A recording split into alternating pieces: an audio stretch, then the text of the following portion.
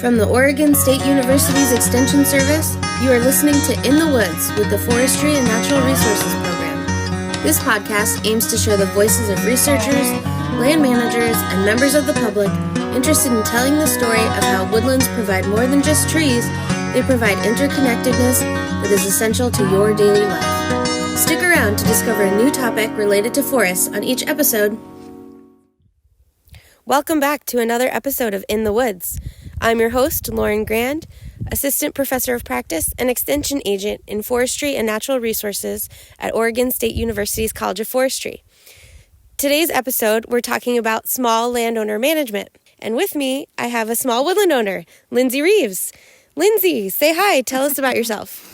Hello, everybody. My name's Lindsay Reeves. I live and work on a 670-acre tree farm with my husband, Tom Bauman. It's been in his family since 1945. I don't have a forestry background, but with the help of Extension and other programs, have learned a lot about forest management. Great. So give us a little bit of a description of some of the objectives you have on your forest. So this is a working tree farm. As I mentioned, it's been in my husband's family since 1945, 3 generations, and we have as our primary objective on this tree farm, cutting down trees to take them to the mill because this is how we make our living. With that said, we have also, over the last few years, put a lot of our tree farm, approximately 1/3, into a conservation easement for habitat. And we also have a small fish stream on the tree farm, so we manage for the riparian needs, desires, requirements that the state asks us to do, requires us to do.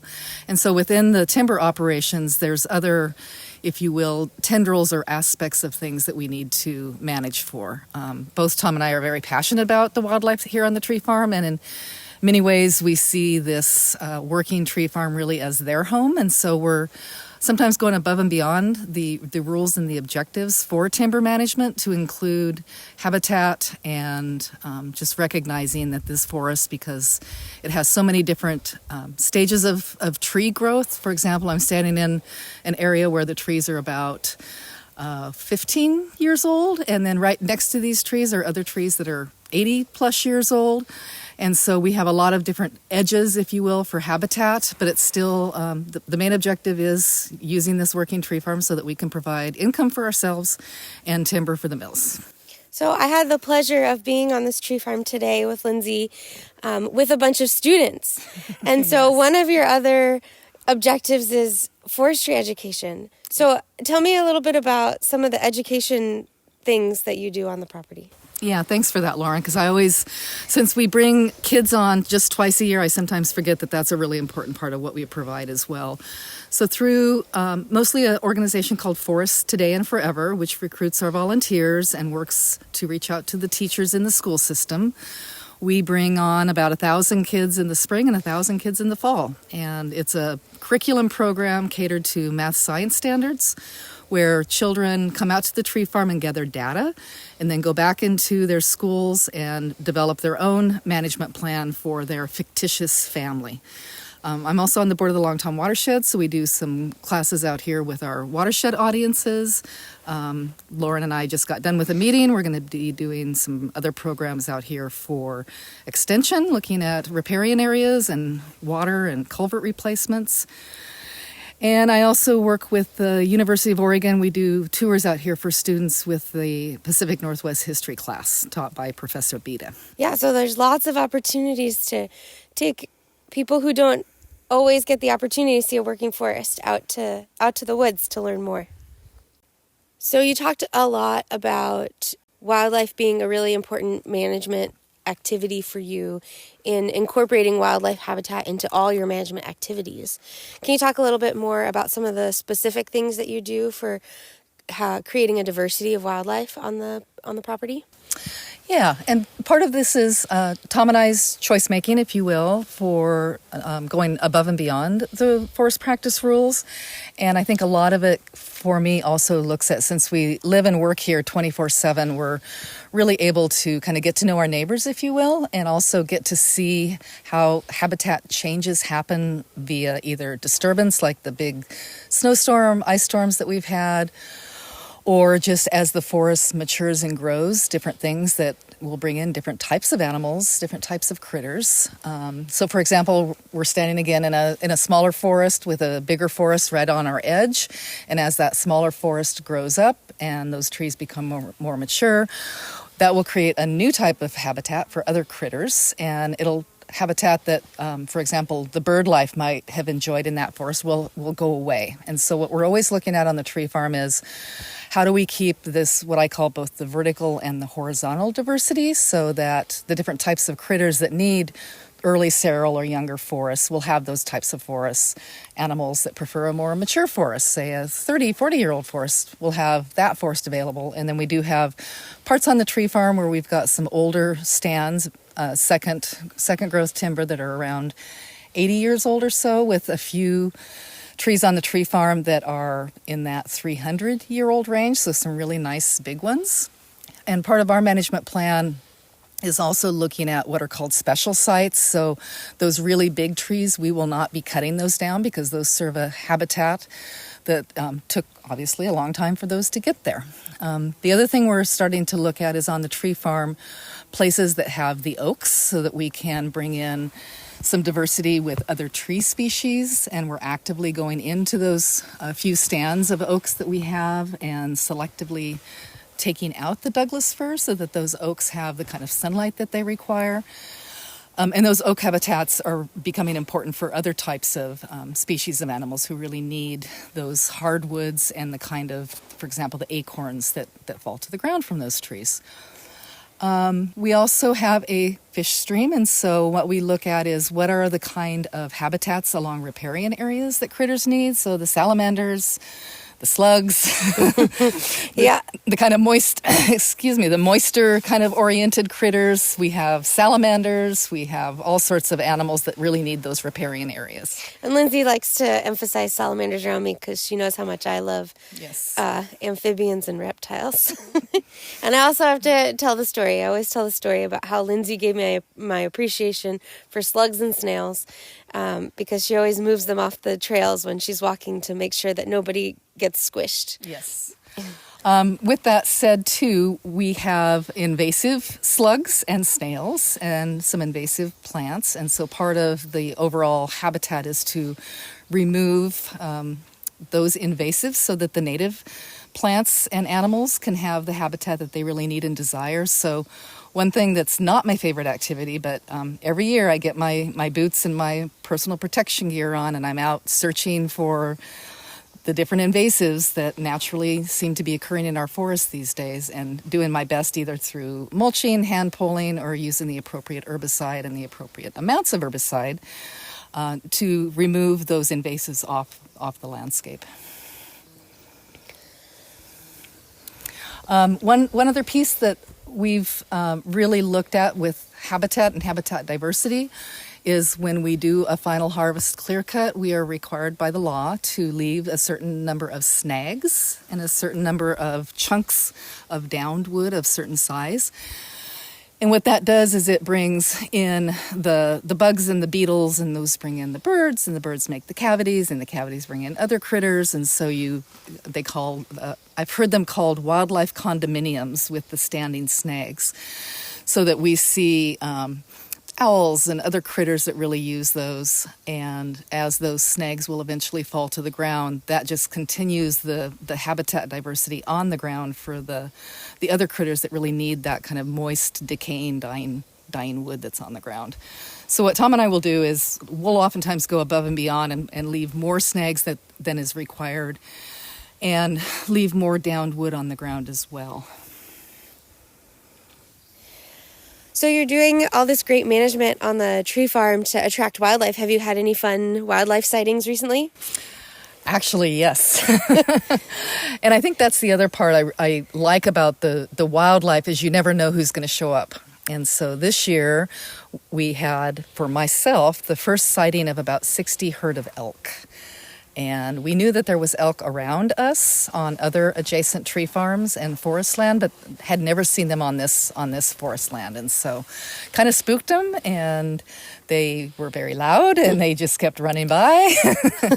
And I used to be scared about cougars, thinking that, if I was going to have an encounter, that might be the one that I would need to be most aware of, that I could get harmed. I do walk the tree farm a lot by myself, and I'm never in a position where I think something's going to attack me. But, big kitty, big claws. So that was always kind of my, okay, if you happen to see one, what do you do? Just be mindful of that I do live amongst other animals. I feel like it's reasonable to be prepared for it's good to know. Something like that.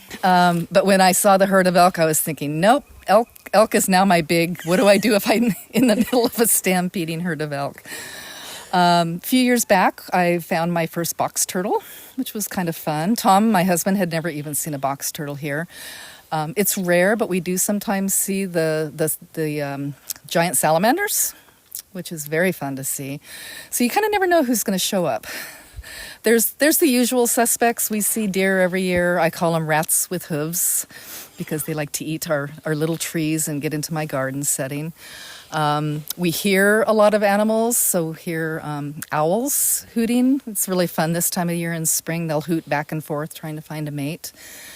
And the pileated woodpeckers are really out and about right now nesting, so they're a fun call to hear.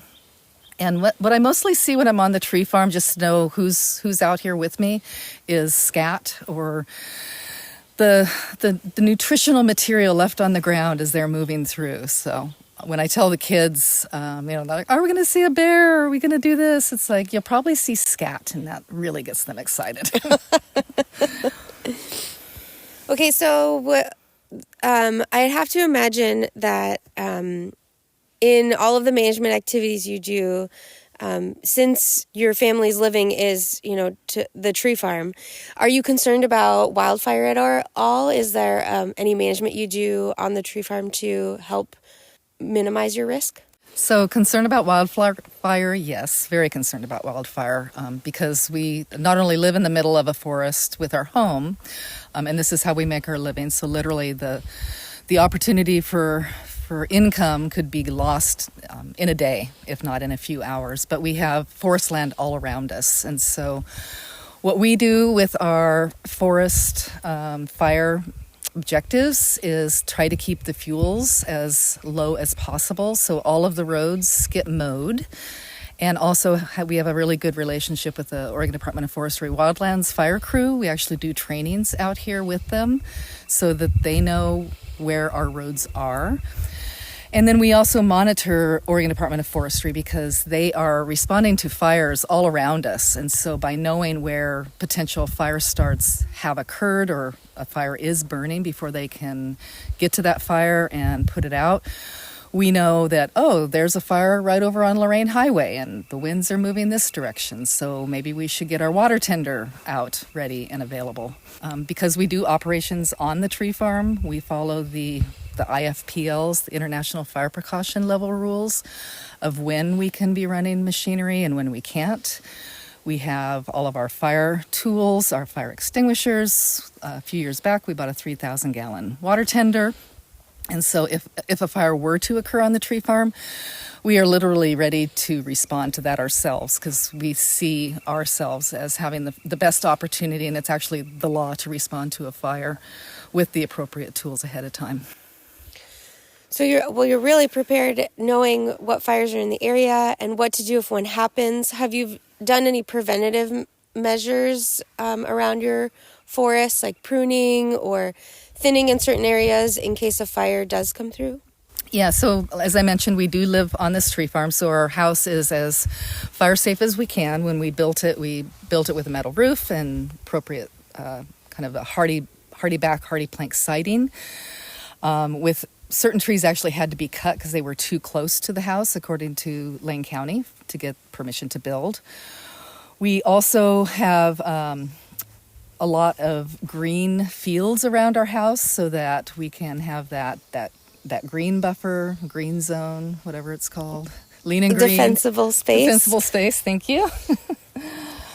And with the forest, we are especially next to the road systems or places that a fire could potentially get started through, literally by accident, if a car hit a rock or the brush hog that I mow with hit a rock, is we do what's called the lifting or the getting rid of the ladder fuels of the trees. So the ladder fuel is the lower branches that you can trim up, so if the fire does come through, they're meeting the bark of the tree without all the other limbs that could be hanging down that are more of the fine materials. And if a tree is in the forest and is dying or dead, we are getting those trees out as quickly as possible, because not only does that become a fire hazard, but also it's the bug beetle infestation that can cause that tree to die. And that tree then becomes a tinderbox, if you will, if a fire were to come through. So, have you been seeing a lot of or a large increase of beetle populations on your forest recently through the drought that we've been having? Yes. yes, and yes. And so going back to management objectives, a healthy forest is one thing that we're striving for in general for habitat, as well as for trees that are what the mills want. And I would say the last 5-6 years, 5 years specifically with the droughts that we've been having, is there are just more stressed trees. They're not getting the moisture that they need. And we are able to assess literally from a distance. We could see a tree out there that the top is no longer green. So we will go out and get that tree out as quickly as possible.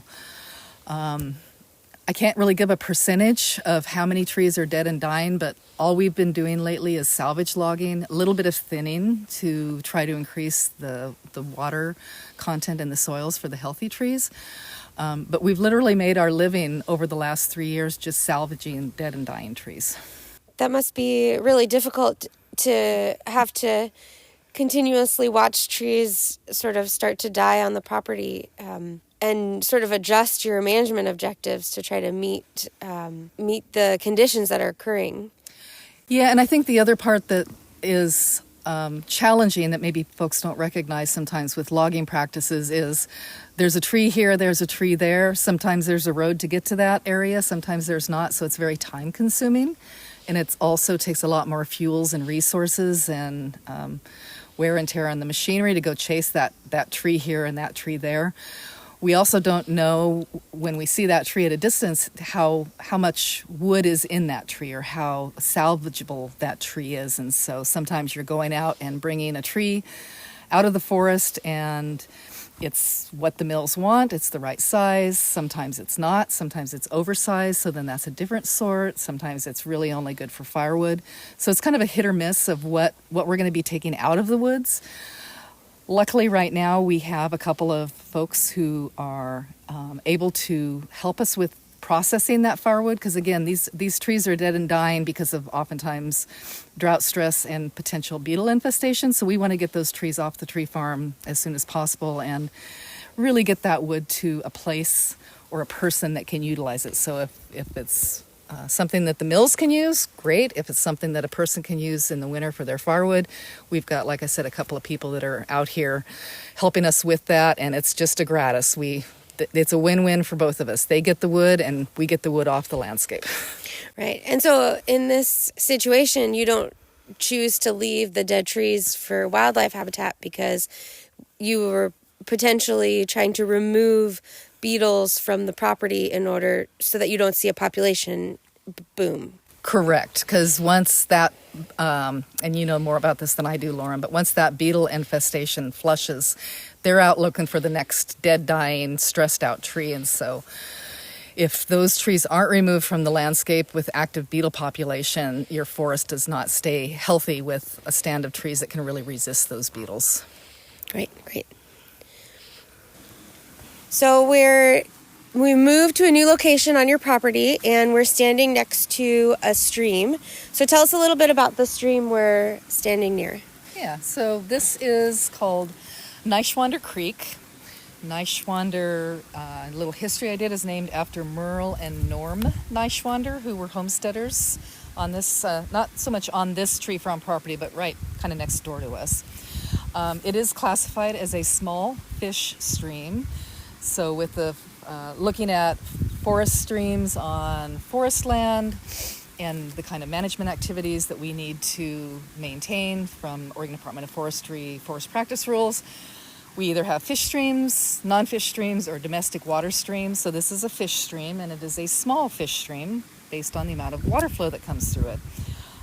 It is spring fed, and so the water levels will shift fairly dramatically in the summer when we're not having a lot of rains. Even though the stream is still running, we will see the water levels drop pretty significantly. But when we have some pretty high rain events, it can flood. And the concern with the flooding is we have a lot of road systems on this tree farm that overcross the creek in different places. And the way that we can do that is through culverts. And a lot of these culverts were put in 25, 30, 35 years ago before we had some of our knowledge base and some of our forest practice rules. And culverts will naturally fail over time. And so we had that opportunity happen for us a few years back, where the rain event caused the bottom of the culvert that had rusted through. The water diverted itself around, and a huge sinkhole occurred in the road that we used to access half the tree farm. And so we were able to, with the help of Oregon Department of Forestry, look at, are we going to replace the culvert with another culvert, which for fish streams has a lot of complications and qualifications of the kinds of culverts that you can use. And instead we decided to put in a bridge, which was about $20,000. So that's part of the fun, I guess, with a tree farm, is you never know where your expenses are going to happen. But we were able to do that in about 4 hours because we have our own equipment. So that was a real blessing in that regard. So now that part of the stream is fish accessible. The bridge is going to last a lot longer than a culvert would have, and is a lot more resilient to any kind of flooding events. And so what we're looking at now with the fish stream is where are the culvert breaches, where the fish really cannot access going further upstream, and kind of starting a longer-term management plan, maybe the next 5 to 10 years, unless we have another culvert that completely collapses on us, of replacing at least 3 culverts with bridges, which will be good for us and good for the fish, as well as the other critters. And then in that same regard, because of these culverts, that is put in a place where there's a road. And so with types of runoff, especially in the winter that can happen, we want to make sure that no silt goes into the fish stream. And so we do what are called water bars. So every fall we go out and put these kind of cross ditches in. So as the water is running down these very compacted roads, it doesn't create grooves and develop even kind of little creek beds in our road, which then eventually could go into the creeks. So those water bars are put in every fall. And then every spring, after our rain events have passed, we go and we knock those down so we have access for whatever on the tree farm, for running equipment up there, or for making sure it's accessible if ODF has to bring an engine out in case there was a fire. So a lot of thought goes into streams, and because we are literally the headwaters for our downstream neighbors, we want to make sure we're doing the right thing and try to go above and beyond to keep our water clean and crisp and clear. In addition to sort of making sure that you keep silt and material from entering the stream off the roads, you do some of that in your management activities too. So tell us a little bit about how you protect your stream riparian zones. Yeah, so the riparian areas are the buffers, if you will, next to the creek, and forest practice rules to make sure that we have appropriate vegetation for shading the creek, and making sure that, again, going back to wildlife, we have critters that really desire and need these areas. We have setbacks so that we are not doing logging practices or any kind of herbicide use or in aggressive inroads. So that could even be, mowing, or if I'm going in there doing any kind of weed pulling, just being mindful of how fragile the habitat is around that stream. And in some places we have, for example, on this tree farm, seasonal runoff called Trillium Creek that has just the most gorgeous trilliums I've ever seen, I think, this year. Actually, the largest trilliums I've ever seen.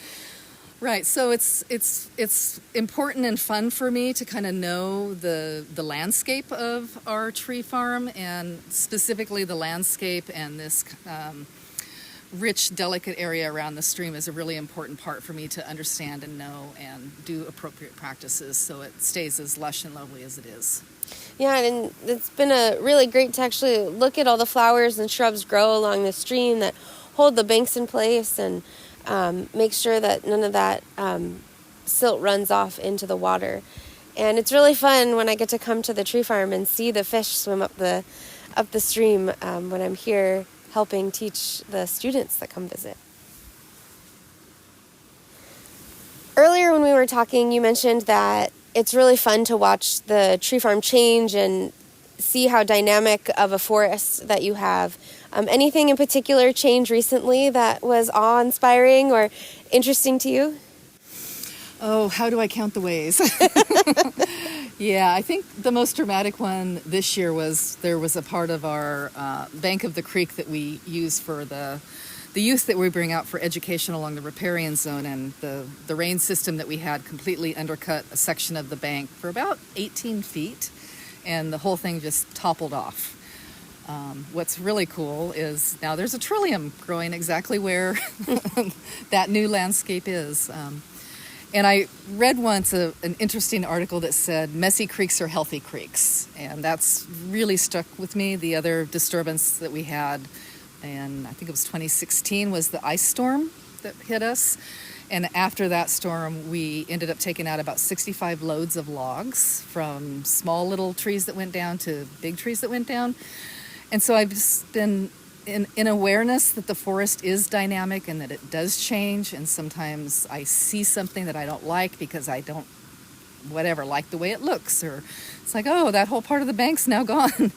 But it's a really important part of the ecosystem. And sometimes I think we, especially if we maybe don't live on a tree farm and we're out spending a nice day in the woods on a nice groomed trail, thinking that, oh, this is what a forest is all about. And that's just one part of what the forest is about. And kind of getting out of nature's way, if you will, and letting her or him or it do what it's naturally going to do, that's been doing for hundreds, thousands of years, that's all part of this landscape. And logging practices that we do on the tree farm in many ways mimic some of those disturbances. So we talked about leaving snags in trees and replanting. Those are natural forest aspects. And as we're standing here looking out at one of the leaf trees that we left up a few years back as a snag, I see that it's completely snapped out and is now somewhere there on the ground. So just appreciating the cyclic nature of things, and that sometimes it's a little hard to witness, but go back in a few years and nature will have taken it back over and created something else beautiful.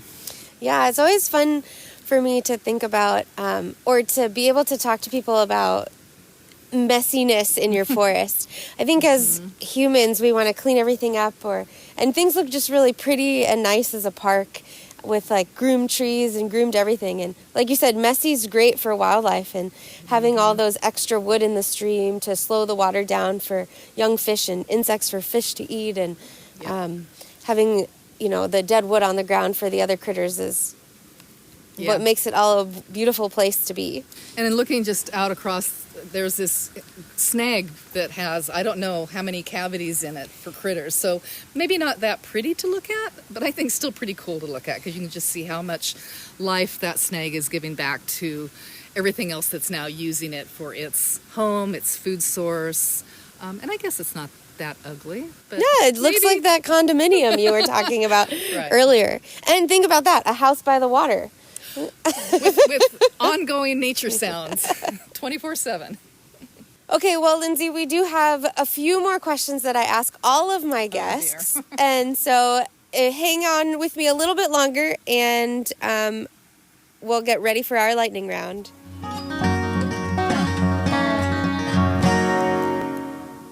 Okay, so the first question we always ask is, what's your favorite tree? That's kind of a hard one, but dogwood. It's beautiful. Our native dogwoods, Cornus natalii, and just going back to changes on the tree farm after that ice storm when we took out a bunch of trees that had gone down, it really opened up some of the habitat for the dogwoods, and in the spring they are just stunning. Yeah, they're so pretty. Okay, and then what is the most interesting or thing that you always have with you when you're out on the woods? Well, I get so many people have been out here with me on tours. They always see me with my clippers in hand, and I literally feel awkward if I don't have clippers, because walking around, I'm always looking at snipping off those blackberries that are starting to creep out into the road, or cutting down something that's just in the way. So, so many of our roads have access use with vehicles, so I'm snipping off little branches that might have grown out into the road.